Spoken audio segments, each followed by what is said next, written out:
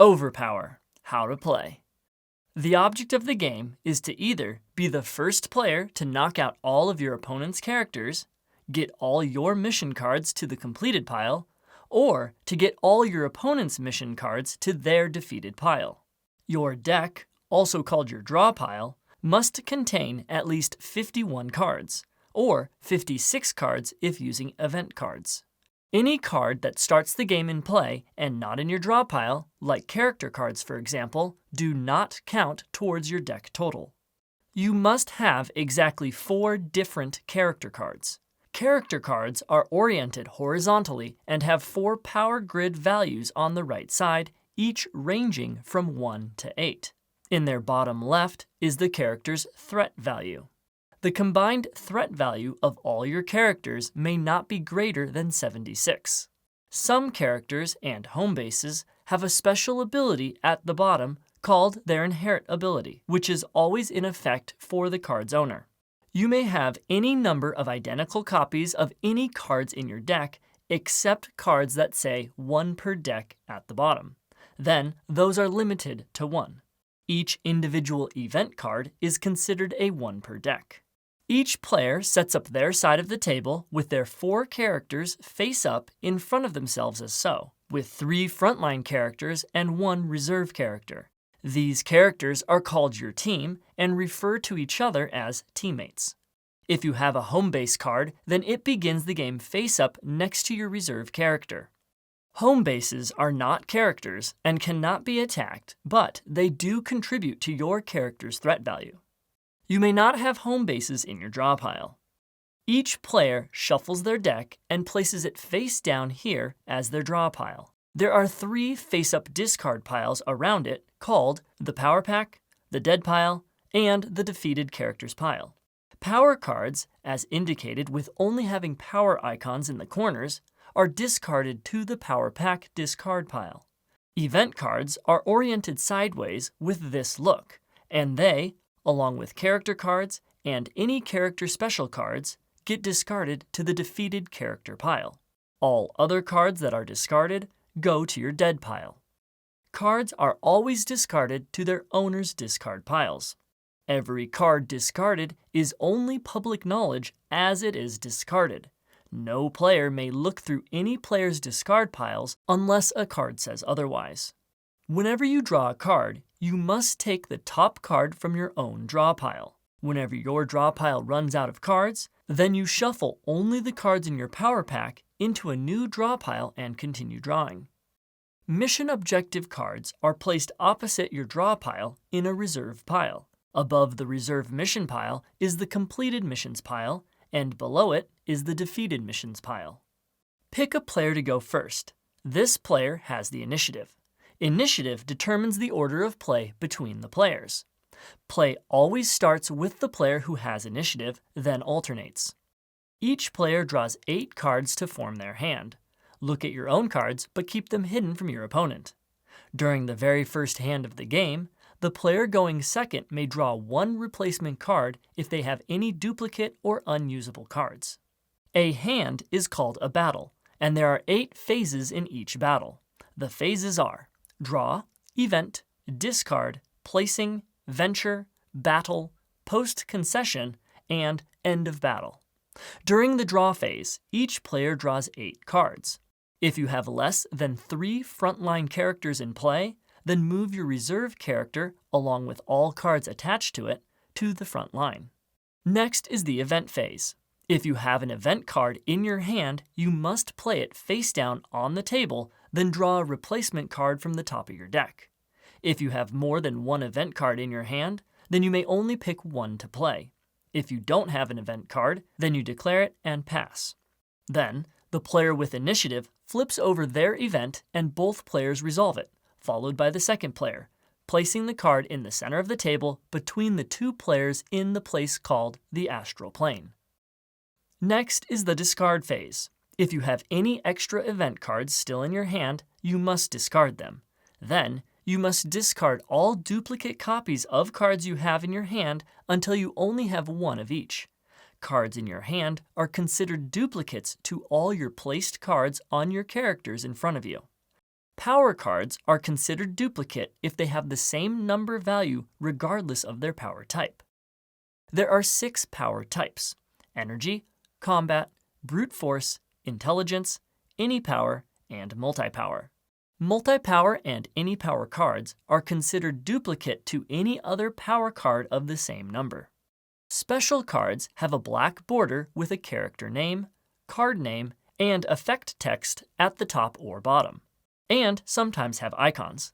Special cards are only considered duplicates if they have the same character name, card name, and function. There are several types of universe cards: basic, training, ally, and teamwork. Basic, ally, and training are duplicates if they have the same to use value, grant the same bonus, and have matching power types. Teamwork are duplicates if they have the same to use value and attack value in the same power type, even if the follow-up power types in the description are different. Aspect cards are considered duplicates if they have the same name and function. Furthermore, if you have any cards that are considered unusable, that is, any cards that cannot be played, then you must discard it. The exception would be if there is a chance that you could draw the needed card later in the turn to make it playable. Next is the placing phase. Starting with the player who has initiative, players take turns placing cards, one at a time, from their hand face up on the table on top of characters and home bases with these restrictions. Each character may only have 1 power card, 1 special card, and 1 universe card. The character must meet the requirements to play the card in order to place it. Special cards that name specific characters must be placed on that matching character. A home base may only have 1 character special card and 1 aspect card. Cards placed on top of characters and home bases are public knowledge to both players and should always be visible. If a card forces a character to discard a card and doesn't specify if it's placed or in hand, either may be used.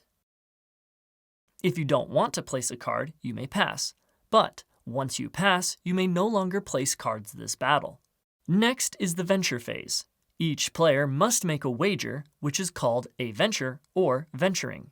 To venture, take 1 or more mission objective cards in your reserve mission or completed mission piles and move them to the side of their respective pile and rotate them 90 degrees. You are only allowed to venture cards from your completed missions pile to promote cards in your defeated missions pile. If you venture more than 2 total cards, regardless from which piles, then your opponent draws 1 card for each ventured card above 2. Venturing begins with the player with initiative, so the second player may adjust their venture based on any new cards they may draw. At the end of the venture phase, in initiative order, you may concede the battle before it begins if you want. If a player concedes, then immediately jump to the end of battle phase. Otherwise, proceed to the battle phase. An attack card is any card that targets a character or location, whereas cards that target special cards or the opponent are considered utility cards. During the battle phase, the player with initiative takes the first turn. On your turn, you may make 1 offensive action, either by playing an attack card or utility card. Then, your opponent has the opportunity to respond with a defensive action if they want. Or, instead of performing an offensive action, you may concede. An offensive action is any card that has a sword's icon on it. A defensive action is a card with a shield icon on it. Power cards can always be used either offensively or defensively.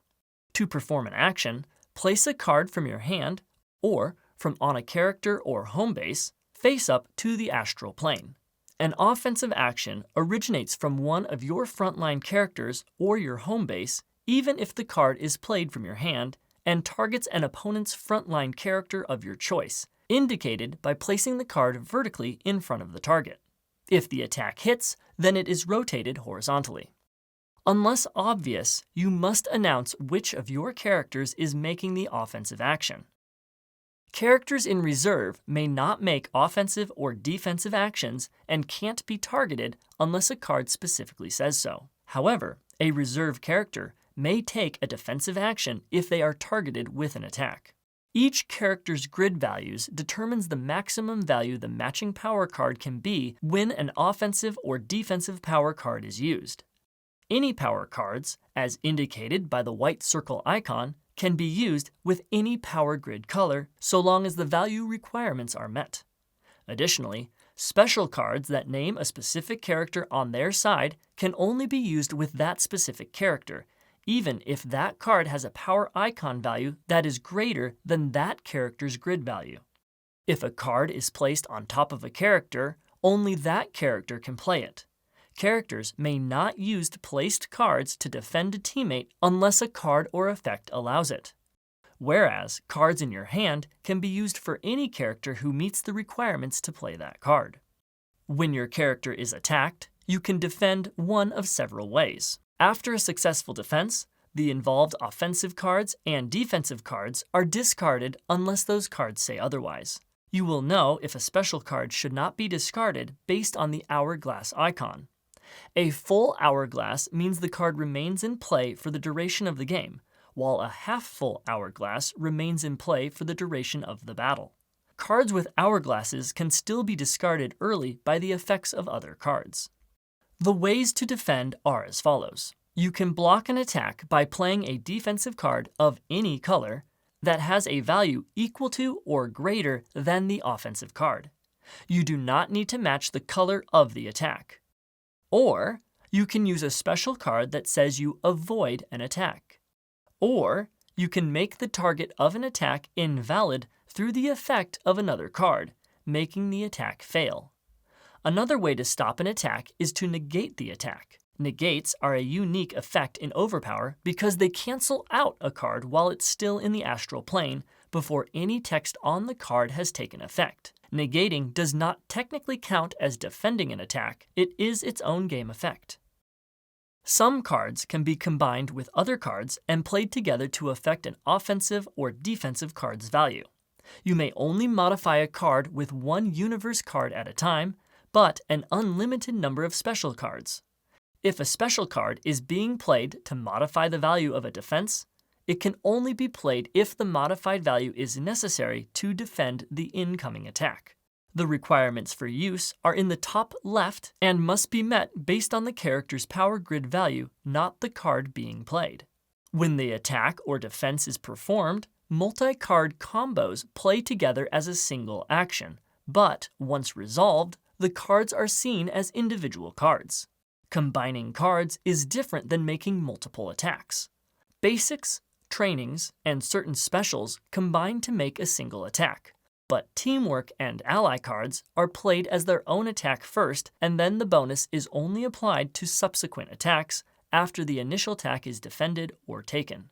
Certain specials, such as Mob Mentality, behave like this and are played similar to teamwork or ally universe cards. The new value of the attack or defense may exceed your character's grid value, so long as the requirements for the cards individually are met. If a modified attack hits, basic universe and training universe cards are discarded into the dead pile and do not count towards character damage or the venture total. If an offensive card is not defended against, then the card successfully hits its target. If the defending character now has a cumulative numerical hit value of 20 or more from all attacks throughout the game, then that character is cumulative knocked out and is discarded to the defeated character discard pile, and all cards attached to it are discarded. Alternatively, a character can be spectrum knocked out when they have at least 3 hits from cards in 3 different colors. Any power cards do not count towards spectrum knockouts. A multi-power card represents only one single color it displays at a time, and immediately changes to whatever color is needed for a spectrum knockout if possible. An absolute knockout happens when you have a cumulative and spectrum knockout simultaneously. Absolute knockouts cannot be prevented by card effects or abilities. There are 3 more card symbols. The paperclip icon means the card gets attached to a character card. The first icon means that the card can only be played if it's the first card you attack with on your turn. You can play multiple first cards in a single battle, but are limited to 1 per turn. Defending an attack is not considered your turn, but happens on your opponent's turn. The capital A icon means that the card is placed and remains in the astral plane while in effect. After your turn making your offensive action and your opponent's option to defend, then your turn ends and it's your opponent's turn to make an offensive action. This process then repeats.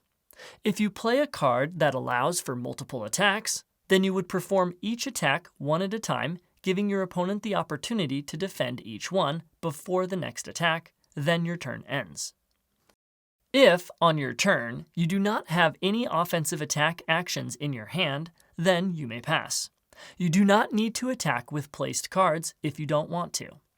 If you pass, then, on all your future offensive turns this battle, you must either pass or concede, even if you have placed attack cards. If you still have an attack card in your hand, then you must play or concede. If a player concedes, then immediately move to the post-concession phase. If both players pass, then move to the end of battle phase. If all of one player's characters are knocked out during a battle, the only action that player may take on subsequent turns is to pass.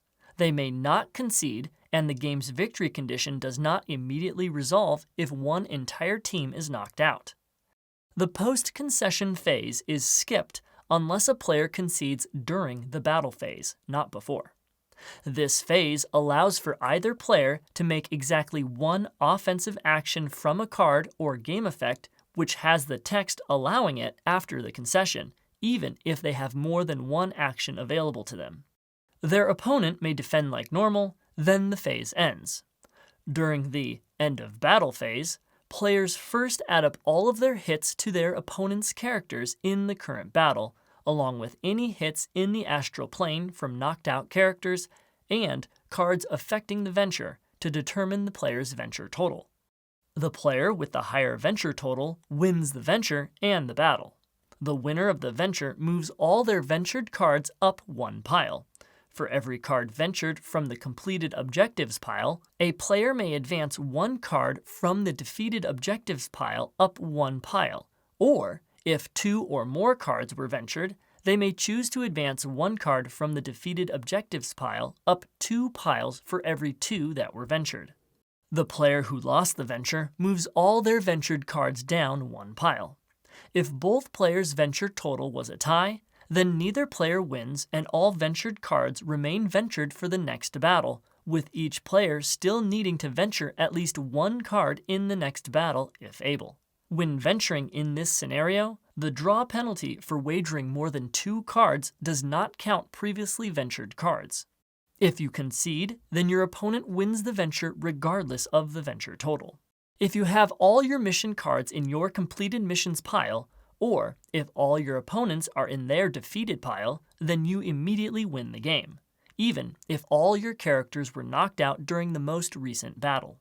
If there is no winner from the mission objective cards, then check for a knockout victory. If there is none, then both players add all the hits from the battle to their characters by rotating them 90 degrees and sliding them underneath the top side of the character, leaving the numbers and effects visible.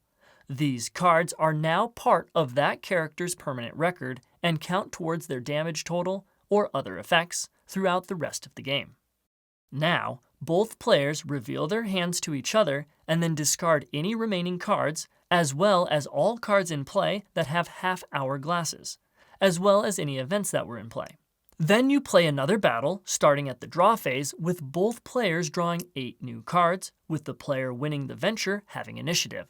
If the venture total was a tie, then the player who went first in the previous battle maintains initiative. Repeat this process until there is a winner.